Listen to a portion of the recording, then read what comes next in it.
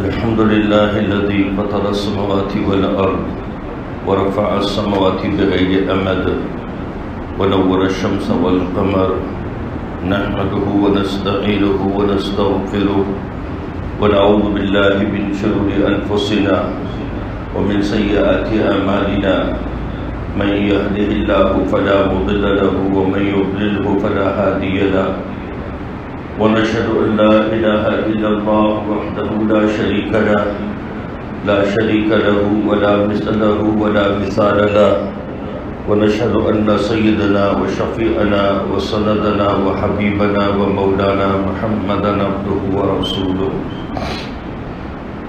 أرسله بالحق بشيرا ونذيرا وداعيا إلى الله بإذنه وسراجا منيرا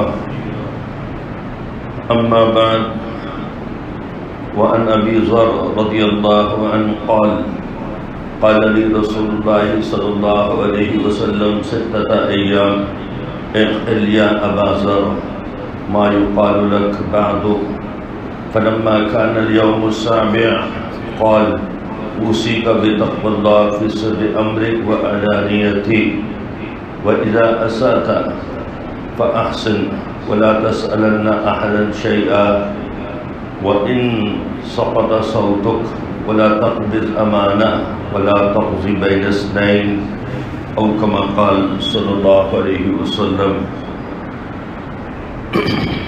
یہ 5 نصیحتوں پر مشتمل حدیث ہے جس میں حضرت صلی اللہ علیہ وسلم نے حضرت ابو ذر رضی اللہ عنہ کو بڑے اہتمام کے ساتھ 5 نصیحتیں فرمائی ہیں۔ اس میں امت کے لیے ہمارے لیے بڑی تعلیم ہے، عمل کا بڑا مقام ہے اس کے اندر۔ حضرت ابو ذر فرماتے ہیں کہ 6 دن تک مسلسل نبی علیہ السلام مجھ سے یہ فرماتے رہے کہ اعقل یا ابا ذر ما یقال لک بعد،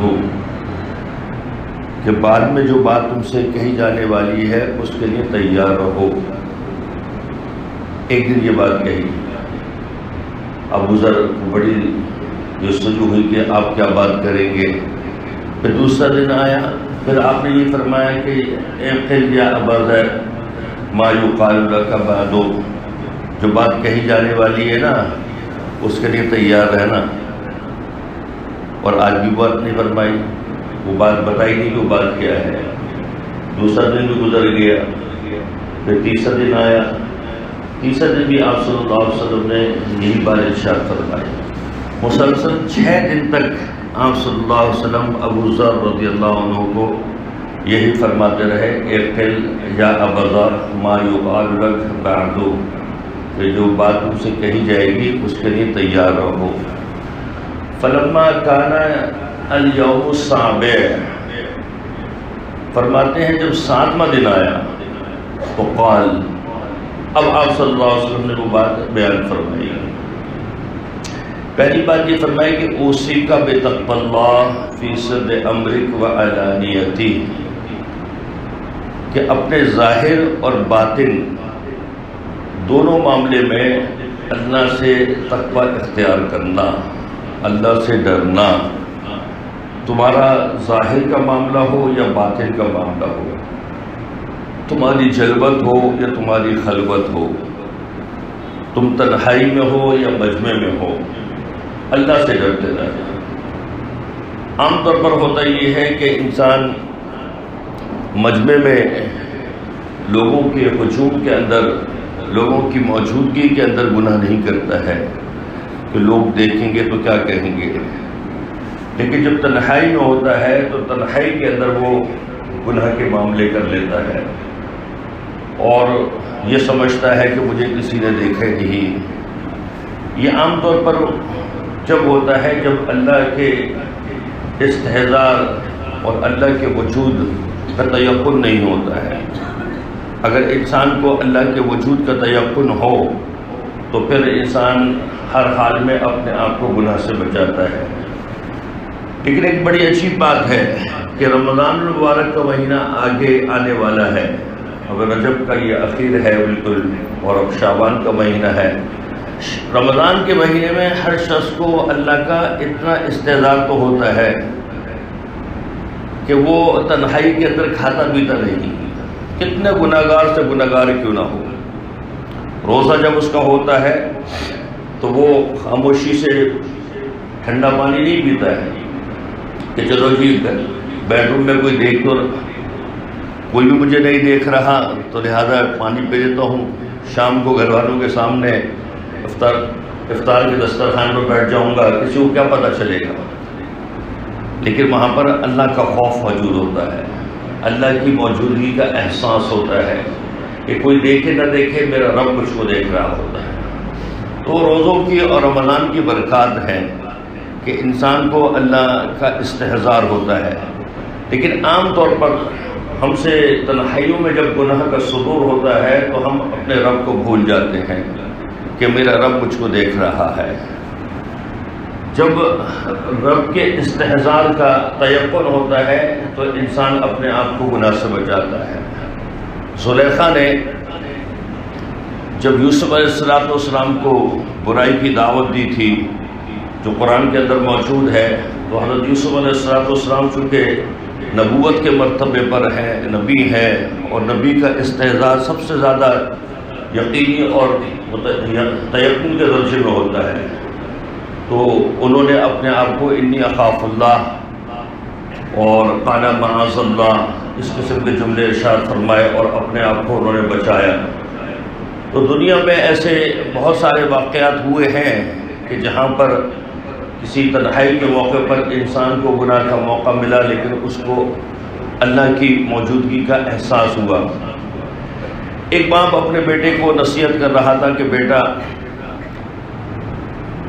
دور حاضر جو ہے یہ گناہوں کا انبار ہے، اور تم یونیورسٹی میں پڑھتے ہو تو وہاں پر جو ہے غیر محرم لڑکیاں بھی ہوتی ہیں، تو اپنے آپ کو جو ہے وہ بچا کر چلنا، ہر ایک کے ساتھ جو ہے معاملات نہ کرو، لڑکیوں سے دوستی نہ کرنا، اس قسم کی باپ نے نصیحت کری۔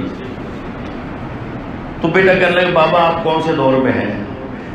وہ دور ختم ہو گئے، اب تو لڑکیاں خود دعوت دیتی ہیں۔ تو جب اس نے یہ بات کہی تو باپ نے کہا کہ بیٹا زلیخا بہت ہوتی ہیں، یوسف ایک ہی ہوتا ہے، زلیخائیں بہت ہیں، یوسف ایک ہے، تو یوسف بن، اگر تو یوسف بن گیا تو زلیخا بھی درست ہو جائے گی۔ زلیخا درست ہوئی کہ نہیں ہوئی تھی؟ ان کو اپنے رب کے ساتھ جوڑ مل گیا تھا نہیں مل گیا تھا؟ اتنا جوڑ، اتنی محبت کہ جب حضرت یوسف علیہ السلام نے ان کو پیغام میں نکال دیا تو کہنے لگی ابھی میں عبادت میں مشغول ہوں، دیکھوں گی بعد میں۔ کہاں یوسف کی دیوانی تھی، لیکن جب اللہ کی محبت کی چاشنی لگی تو پھر یوسف کی محبت دل سے نکل گئی تھی۔ تو گناہ انسان کی طرف آتے ہیں، انسان کو کبھی ایسا حال، ایسا واقعہ اس کے ساتھ ہو جاتا ہے کہ گناہ اس کے سامنے آ جاتے ہیں۔ ہمارے اکابر تو یہ دعا کرتے تھے کہ میں آزمائش کا، میں امتحان کے قابل نہیں میرے مولا، مجھے گناہ کا موقع نصیب نہ کرنا۔ دعا تو یہ کریں کہ اللہ گناہ کا موقع ہی نصیب نہ ہو۔ ہم اتنے پہلوان نہیں ہیں کہ اپنے آپ کو گناہ سے بچا لیں۔ تو اللہ سے ہر حال میں ڈرنا، چاہے وہ ہمارے اجتماعی زندگی کا معاملہ ہو، چاہے ہماری تنہائی کی زندگی کا معاملہ ہو۔ صحابہ میں سے جب کوئی سفر پر جاتا تھا، نبی علیہ السلام کے پاس آتے، نصیحت لیتے، تو آپ صلی اللہ علیہ وسلم اس مسافر کو تقوی کی نصیحت فرماتے تھے، کیونکہ عام طور پر انسان جب اپنے مقام پر ہوتا ہے وہاں سب اس کو جانتے ہیں، لیکن جب حالت سفر میں ہوتا ہے وہاں اس کو کوئی نہیں جانتا ہے، تو پھر انسان کہتا ہے یہاں تو مجھے چلو کوئی نہیں جانتا ہے، جو جی چاہے کروں میں، یہاں تو اگر سینما کی لائن میں کھڑا ہوں گا تو لوگ دیکھ لیں گے جی مولوی صاحب سینما کی لائن میں کھڑے ہوئے ہیں، حافظ صاحب سینما کی لائن میں کھڑے ہوئے ہیں، فلاں شخص جو ہے وہ یہ کر رہے ہیں۔ لیکن سفر میں جب انسان ہوتا ہے تو کوئی اس کو جانتا ہی نہیں ہے۔ تو آپ صلی اللہ علیہ وسلم مسافر کو تقوی کی نصیحت فرمایا کرتے تھے۔ تو حضرت ابو ذر رضی اللہ عنہ کو پہلی نصیحت فرمائی اوصیک بتقوی اللہ فی سر امرک وعلانیتی، چاہے تیرا پوشیدہ معاملہ ہو چاہے اجتماعی معاملہ ہو، تیرا ظاہر اور تیرا باطن دونوں ایک جیسے ہونے چاہیے۔ ظاہر میں جس طرح تو تقوی اختیار کر رہا تو باطن کے اندر بھی تقوی اختیار کر۔ ہوتا یہی ہے کہ بعض لوگ ان کا ظاہر تو بڑا اچھا ہوتا ہے لیکن باطن جو ہے وہ گناہ کی گندگی سے آلودہ ہوتا ہے، تو باطن کو گناہ کی گندگی سے آلودگی سے بچانا ہے کہ باطن میرا پاک ہو جائے، اور اللہ سے یہ دعا بھی مانگا کریں کہ یا اللہ ہم نے اپنے ظاہر کو سنوارا ہے، ہمارے باطن کو تو سنوار دے۔ اور حقیقت میں یہ ہے کہ اللہ انسان کے ظاہر کو نہیں بلکہ باطن کو زیادہ دیکھتے ہیں۔ ان اللہ لا ينظر الى صورکم ولا الى اموالکم ولکن ينظر الى قلوبکم وتقواکم، کہ اللہ تمہارے مال کو اور تمہارے چہروں کو، تمہارے ظاہری حال کو نہیں دیکھتا ہے، وہ تو تمہارے دل کو دیکھتا ہے، تمہارے تقوی کو دیکھتا ہے کہ تمہارے دل کے اندر اللہ کی محبت کتنی، تمہارے دل کے اندر اللہ کا خوف کتنا۔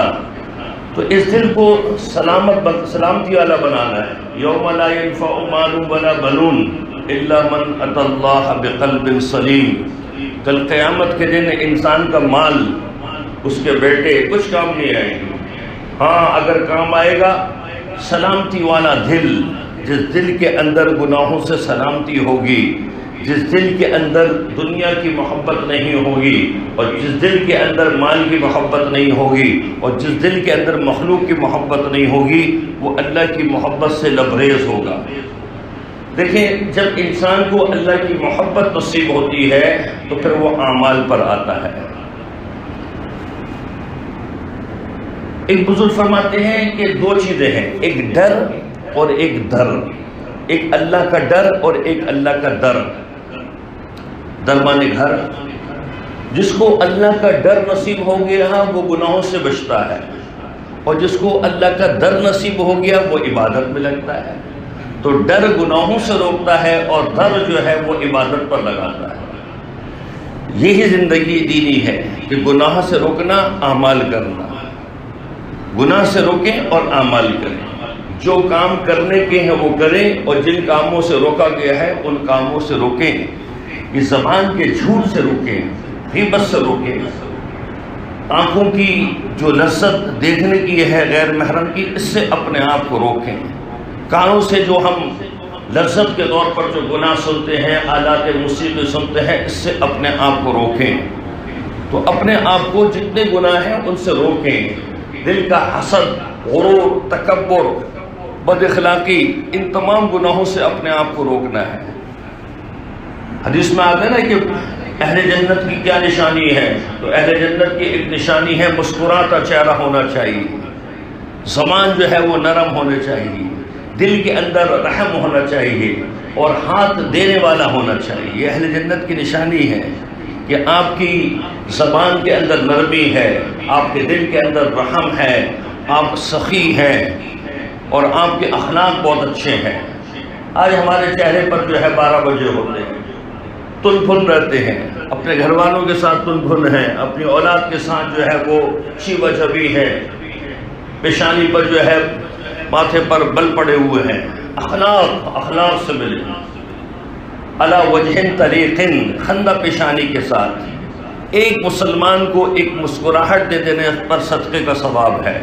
آج یہ ہم سے اتنے بخیل ہو گئے، ہم پیسہ خرچ نہیں ہو رہا، یہ وہ صدقہ ہے، اس میں کسی قسم کا کوئی پیسہ خرچ نہیں ہو رہا۔ اگر آپ فقیر کو 10 روپے دیں تو پیسے نکلے نہیں نکلے جیب سے 10 روپے، لیکن ایک مسلمان کو مسکرا کر دیکھ لیں تو اس پر آپ کو ایک صدقے کا ثواب ہے۔ اپنی ماں کو مسکرا کر دیکھ لیا، مقبول حج عمرے کا ثواب ہے۔ اپنے ماں کو مسکرا کر دیکھ لیا، مقبول حج عمرے کا ثواب ہے۔ اپنی بیوی کو مسکرا کر دیکھ لیا، صدقے کا ثواب ہے۔ پیار محبت سے لقمہ بنا کر اس کے منہ میں ڈال دیا، یہ صدقے کا ثواب ہے۔ اپنے بچے کو اٹھا کر گود میں لیا اور اس کو بوسہ لے لیا، صدقے کا ثواب ہے۔ یہ سارے وہ چیز ہیں کہ جس پر کوئی پائی پیسہ نہیں جا رہا، یہ انسان کے اخلاق کو جو ہے وہ گروم کر رہا ہے۔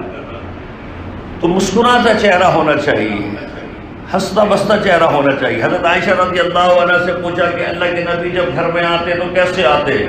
تو آپ نے فرمایا کہ مسکراتے ہوئے آتے، ہم دکان کی ٹینشن کو لے کر، آفس کی ٹینشن کو لے کر، فیکٹری کی ٹینشن کو لے کر، ملازمت کی ٹینشن کو لے کر گھر میں داخل ہو رہا ہوں، منہ بسارے ہوتے ہیں، گھر میں جو ہے وہ پھٹے ہیں، گھر میں جو ہے لڑائیاں ہیں، گھر میں ٹینشنیں ہیں، باہر کی ساری ٹینشنیں باہر، اور گھر میں آئیں، گھر کے ماحول کو اچھا بنائیں، مسکراتا ماحول بنائیں، بیوی آپ کو دیکھ کر مسکرائے، آپ اس کو دیکھ کر مسکرائیں، ہنسی مذاق اور دل لگی کی باتیں ہوں، دل پھاڑنے والی باتیں نہ ہوں۔ کھانا اس نے اتنی محنت سے بنایا، گرمی کے اندر آپ نے ایک لقمہ لیتے کیا کھانا بنایا ہے بذائقہ، بیچاری چولہے پر کھڑی ہے اور اس نے گرمی کے اندر آپ کے لیے روٹی بنائی، سالن بنایا، اور آپ نے ایک ہی لمحے کے اندر اس کی ساری محنت کے اوپر جو ہے پانی پھیر دیا ہے۔ محبت سے کہہ دیں کیا کھانا بنایا، کھانا اچھا نہیں بنایا، کیا کھانا بنایا۔ اللہ کے نبی نے فرمایا کہ بیوی کی محبت میں اس کے دل کو رکھنے کے لیے جھوٹ بولنا بھی جائز ہے۔ عورت شوہر کو محبت کی بات کر دے، دل میں نہیں ہے لیکن ظاہر میں کر دے، جھوٹی بات کر دے، آپ تو بڑے اسمارٹ لگ رہے ہیں، حالانکہ وہ موٹی سی اس کی تون ہے، کوئی اسمارٹ نہیں لگ رہا، لیکن کہتے ہیں آپ کتنے حسین و جمیل لگ رہے ہیں، جھوٹ ہے نہیں بات، لیکن یہ جائز ہے۔ مرد عورت کو کہہ دے یہ جائز ہے۔ یہ ماحول کو اور معاشرے کو اچھا بنانا ہے۔ میں اکثر کہا کرتا ہوں کہ نبی علیہ الصلوۃ والسلام جب دنیا سے رخصت ہوئے ہیں، ویسے تو آپ کی 11 بیویاں تھیں، اور ان 11 بیویوں میں سے 2 بیویاں آپ کی حیات کے اندر انتقال کر گئی تھیں۔ جس وقت آپ کا انتقال ہوا ہے تو آپ کی 9 بیویاں تھیں، 9 نساء، 9 بیویاں۔ اب یہ جو 9 بیویاں ہیں، ان کے گھروں کے اندر 1 چاند 2 چاند 2 مہینے گزر گئے، چولہا نہیں جلا۔ اللہ کے نبی نے ان کو دنیا کا تعیش نہیں دیا ہے۔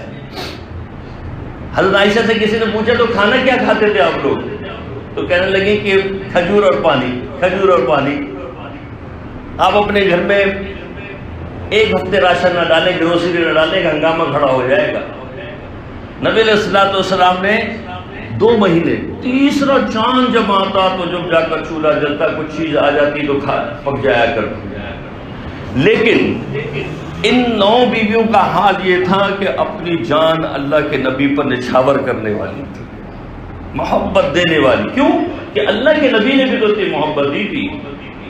خیرکم خیرکم لأہلیکم، کہ تم میں سب سے بہتر وہ ہے جو اپنی بیوی کے ساتھ اچھا ہو، اور پھر فرمایا کہ میں اپنی بیویوں کے ساتھ اچھا ہوں، میں تم میں سب سے بہتر ہوں۔ 9 بیویوں کو سب، ایک بیوی آج یہ سمجھتی ہے، 9 بیویوں کو ان کے مزاج کے مطابق سنبھالنا اور ان سے محبت کی بات کر دینا، ان کو میٹھا بول دینا۔ تو آپ صلی اللہ علیہ وسلم نے ان کو اخلاق کا برانڈ دیا تھا، دنیا کا برانڈ کوئی نہیں دیا تھا، اخلاق کا برانڈ دیا تھا۔ اور عورت کے اندر اللہ نے یہ فطرت رکھی ہے تو اس کو آپ کچھ نہ دیں، بس محبت دے دیں، رسپیکٹ دے دیں، اس کو عزت دے دیں، وہ اپنی جان آپ پر نچھاور کرنے کو تیار ہے، وہ آپ کے پاؤں دھو کر پینے کو تیار ہے۔ لیکن پہلے اس کو محبت تو دیں، اس کی عزت تو کریں۔ تو بہرحال بات دوسری طرف چلی گئی، بتقوی اللہ فی سر امرک وعلانیتک۔ پہلی نصیحت یہ فرمائی کہ ظاہر ہو یا باطن ہو، مجمع میں ہو یا تنہائی میں ہو، اپنے گھر کے اندر ہو یا لوگوں کے ساتھ دفتر میں، فیکٹری میں، ملازمت میں، کہیں پر بھی ہو، تقویٰ ہونا چاہیے، گناہ سے بچنے کا اہتمام ہونا چاہیے۔ دوسری بات، وَإِذَا أَسَأْتَ فَأَحْسِنْ، کہ جب تو گناہ کر بیٹھے تو فوراً نیکی کر لینا۔ یہ نہیں فرمایا کہ گناہ ہونے ہی نہیں چاہیے، یہ انسان کی فطرت میں ہے، گناہ ہو جاتا ہے۔ آپ کتنا بھی تقوی کے اعلیٰ معیار پر چلے جائیں، گناہ ہو جاتا ہے، اور فی زمانہ تو ہو ہی جاتا ہے۔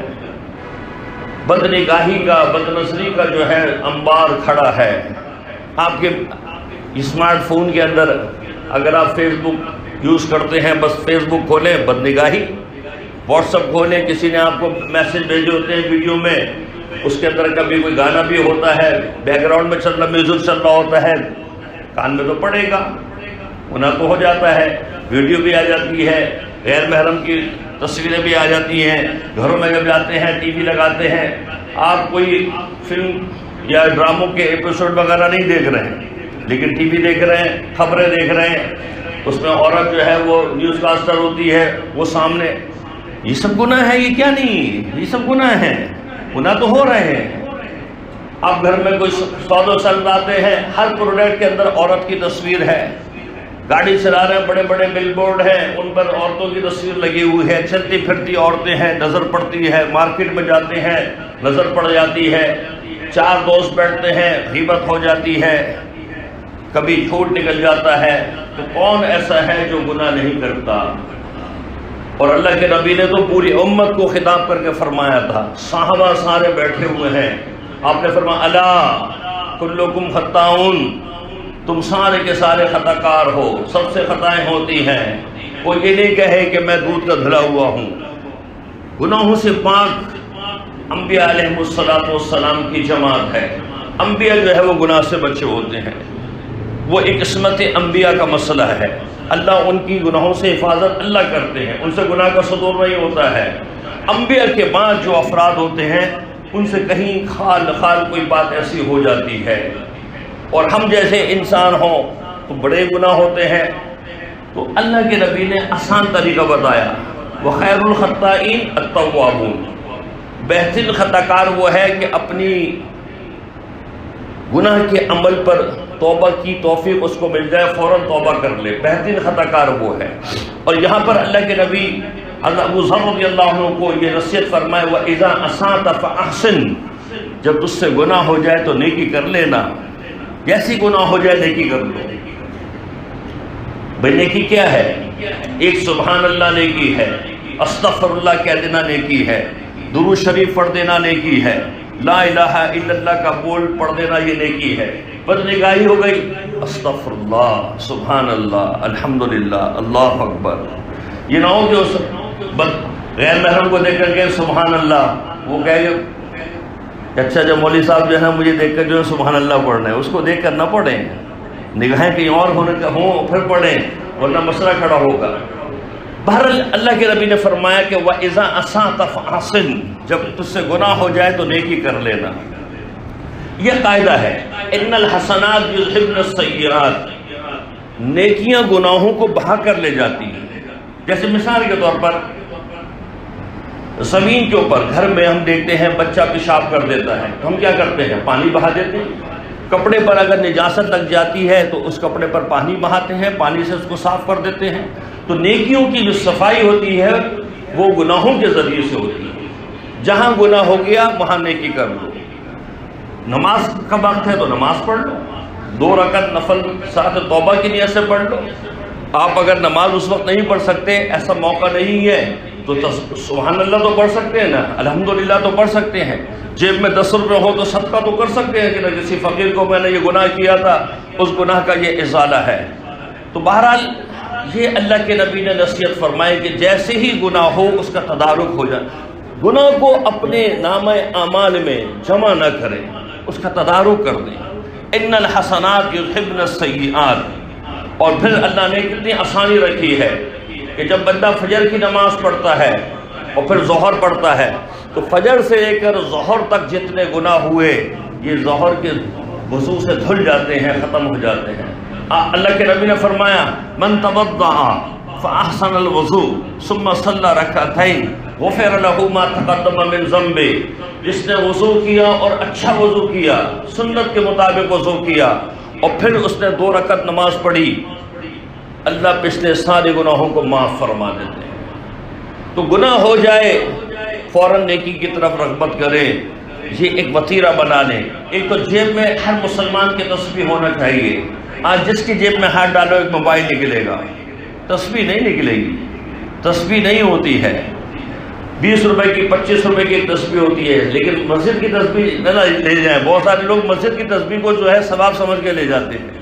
ہم یہاں پر تسبیح لگا کے تھکتے ہیں اور لوگ جب جیب میں لے کر، حالانکہ جائز نہیں ہے، یہ وقف تسبیح ہوتی ہے۔ لوگ سمجھتے ہیں شاید اس کا ثواب زیادہ ملے گا، یہ مسجد کی تسبیح ہے۔ جیسے ایک چور مسجد کا پنکھا چوری کر لے گیا، اپنے گھر کے اندر لگا دیا اور اپنے دوستوں کو بتایا اس پنکھے کے نیچے آؤ، یہ مسجد سے چوری کر لے کر آیا ہوں، اس میں بڑا ثواب ملتا ہے۔ تو بھائی مسجد کی چیز چوری نہیں کی جاتی ہے، کوئی دیکھ نہیں رہا، آپ نے تسبیح جیب میں رکھ لیے، جائز قطعاً جائز نہیں ہے۔ مسجد کا قرآن اٹھا کر لے جانا جائز نہیں ہے۔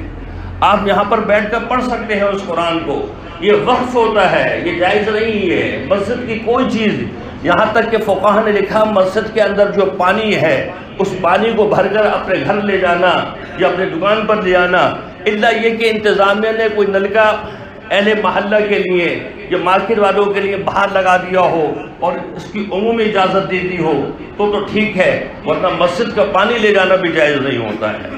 تو جیب کے اندر ایک تسبیح ہونا چاہیے، جہاں غلطی ہوئی، جہاں گناہ ہوا تسبیح نکالی اور ایک استغفار کی تسبیح 1.5 منٹ کے اندر پڑھ لی۔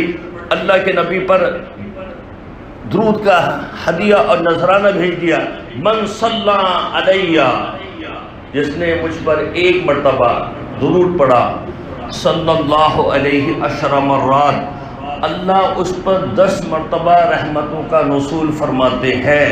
حضرت ڈاکٹر عبداللہ صاحب رحمہ اللہ فرمایا کرتے تھے کہ مجھے ایک وجدان کی کیفیت ہوئی، مجھ پر یہ عقدہ کھلا کہ میں جب بھی پریشان ہوتا تو میں کثرت سے درود پڑھنا شروع کر دیتا اور میں دیکھتا کہ میری وہ پریشانی ختم ہو جاتی تھی۔ پھر میں سمجھ گیا کہ اس کی وجہ کیا ہے۔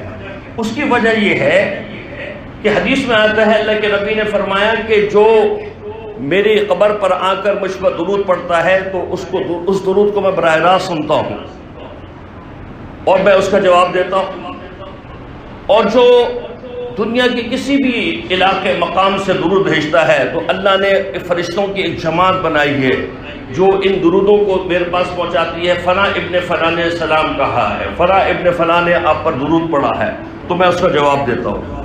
اور اللہ کے نبی کی یہ عادت تھی کہ جب کوئی ان کو کچھ دیتا تھا تو آپ اس سے بڑھ کر دیتے تھے۔ تو ہم جب اللہ کے نبی پر درود پڑھیں گے اور ادھر ہمارے پیٹ میں سخت درد ہے اور ہم بیمار ہیں، سر میں درد ہے، ہارٹ پیشنٹ ہے، کڈنی کا مسئلہ ہے یا کوئی اور عارضہ ہے یا اور کسی بیماری کے اندر ہے، اور کثرت سے درود پڑھیں گے تو اللہ کے نبی ہمارے لیے دعا نہیں کریں گے؟ تو اللہ کے نبی کی دعا ہمارے لیے، ہمارے مرض کے لیے شفا یابی کا باعث بنے گی، ہماری پریشانی کے دور کرنے کا باعث بنے گی۔ تو 1.5 منٹ میں صلی اللہ علیہ وسلم کی تسبیح پڑھنا کیا مشکل ہے؟ صبح شام اپنے نبی کے اوپر 1.5 منٹ وقت نکال کر تسبیح پڑھ دیں، اور اس کے ریٹرن میں آپ کو اتنا کچھ ملے گا کہ آپ کے تصور سے بھی باہر ہے۔ تو دوسری نصیحت فرمائی، وَإِذَا عَصَىٰ فَأَحْسِن، جب تجھ سے کوئی غلطی ہو جائے تو فوراً نیکی کر لینا۔ تیسری نصیحت، وَلَا تَسْأَلَنَّ أَحَدًا شَيْئًا وَإِن سَقَطَ صَوْتُكَ، کسی سے کچھ مانگنا نہیں، کچھ نہیں مانگنا، مخلوق سے نہ مانگو۔ اذا سألت فاسأل اللہ، مانگنا تو اللہ سے مانگنا۔ حتی الملح حتی شسع نالی، جوتے کا تسمہ ٹوٹ گیا تو اللہ سے مانگو، گھر میں نمک ختم ہو گیا تو اللہ سے مانگو، اللہ سے مانگو، اللہ سے مانگو۔ اللہ کا در دکھایا اللہ کے نبی نے کہ اللہ سے مانگنا ہے، مخلوق سے نہ مانگنا۔ وَإِن سَقَطَ صَوْتُكَ، تو اگر گھوڑے پر بیٹھا ہے اور تو اونٹ پر بیٹھا ہے اور تیرا کوڑا جو ہے وہ نیچے گر گیا ہے تو راہ چلتے سے نہیں کہنا کہ یہ اٹھا کر مجھے دے دے، یہ بھی مخلوق سے سوال ہے۔ اپنے گھوڑے سے اترنا، اپنے اونٹ سے اترنا اور اپنا کوڑا خود اٹھانا، مخلوق سے نہ مانگو۔ آج ہماری عادت ہو گئی ہے مخلوق سے مانگنے کی۔ اپنے آپ اندر استغنا پیدا کریں، اپنے رب سے مانگیں، جو تمہارے رب نے تم کو دے دیا اس پر شکر ہو، مخلوق سے کچھ نہ مانگو۔ مخلوق سے کچھ نہیں مانگو گے، مخلوق کے دل میں تمہاری عزت ہوگی۔ اگر تم نے مخلوق سے مانگنا شروع کر دیا، اللہ تمہاری عزت کو مخلوق کے دل سے نکال دے گا۔ تو نبی علیہ الصلوۃ والسلام نے نصیحت فرمائی، وَلَا تَسْأَلَنَّ أَحَدًا شَيْئًا وَإِن سَقَطَ صَوْتُكَ۔ چوتھی نصیحت فرمائی، وَلَا تَقْبِضْ أَمَانَةً، لوگوں کی امانتیں اپنے پاس نہ رکھو۔ حالات بدل سکتے ہیں، تمہارے دل کے اندر بدنیتی آ سکتی ہے، تم امانت کے اندر خیانت نہ کر جاؤ۔ ہاں، اگر کسی کو اپنے اوپر وثوق ہے کہ وہ دوسرے کی امانت کو سنبھال سکتا ہے، امانت کے اندر بڑا وسیع مفہوم ہے۔ کوئی کہتا ہے یار میں آپ سے کچھ اپنی راز کی بات کرنا چاہتا ہوں، آپ کہو نا بھائی نا، میں اس کو نہیں سنبھال سکتا۔ ہاں، اگر آپ کو وثوق ہے تو آپ اس کی بات کو سن لیں، ورنہ یہ نہ ہو کہ اس نے آپ سے بات کری اور آپ نے اس کو جا کر کسی اور کو بھی بیان کر دیا۔ امانت کسی چیز کے رکھنے کا نام نہیں ہے، کسی کے راز کو رکھنا یہ بھی امانت ہے۔ اور اس کے اندر خیانت، کسی کو ذکر کر دینا، یہ بھی ممنوع ہے۔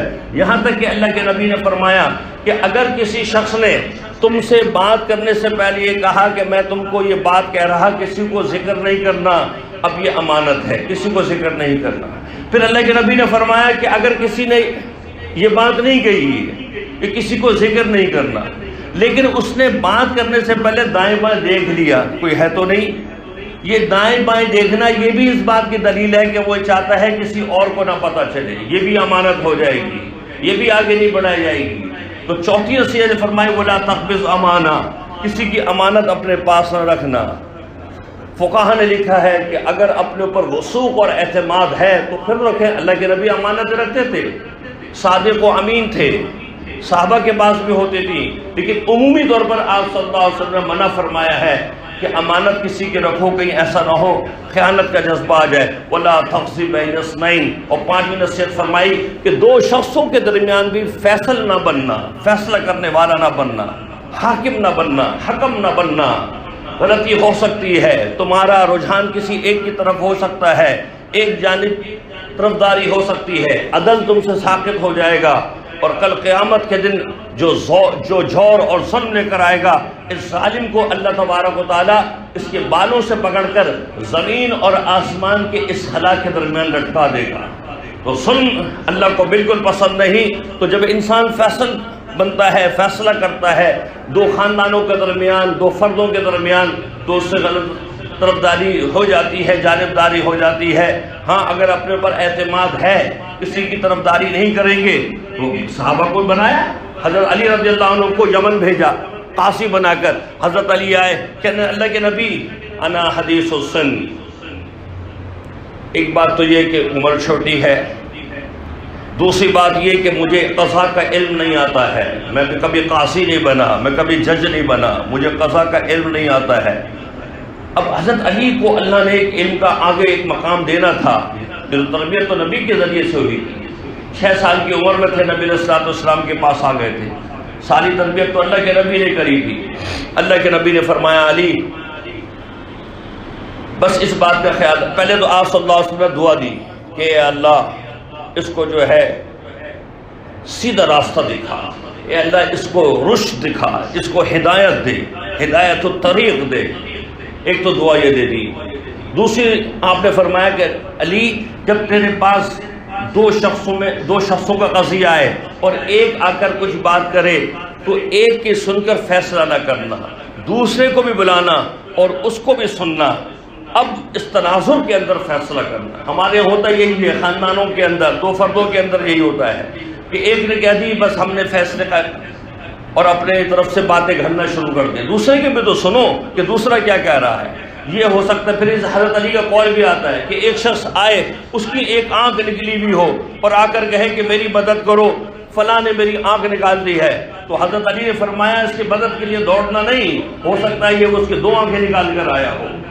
تو ظاہر کے کسی حال کو دیکھ کر کسی طرفداری کا فیصلہ کرنا یہ جائز نہیں ہے۔ تو اللہ کے نبی نے حضرت ابو ذر رضی اللہ عنہ کو فرمایا وَلَا تَقْضِ بَيْنَ اثْنَيْنِ، 2 شخصوں کے درمیان بھی حکم نہ بننا۔ اللہ تبارک و تعالیٰ عمل کی توفیق